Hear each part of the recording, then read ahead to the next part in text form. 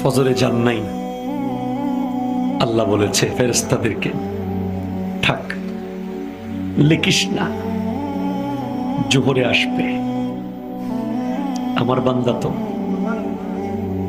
আল্লাহ পানি বন্ধ করে দেব? না না না, আমার বান্দা। খানা বন্ধ করে দেব? না না না, আমার বান্দা। আমি না গাফফার, আমি আল্লাহ না ক্ষমাকারী। আল্লাহ দোষগুলো দুনিয়াকে দেখাই দেব? না না না, আমি সাত্তার। রহমতের চাদর দিয়ে ঢেকে রেখেছেন। আপনি জান নাই?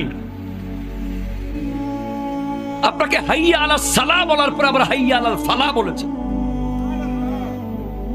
হাইয়া আলাস সালাহ বললে হতো, ফালাহ কেন বললো? আরে তোর লাভের জন্য আয়।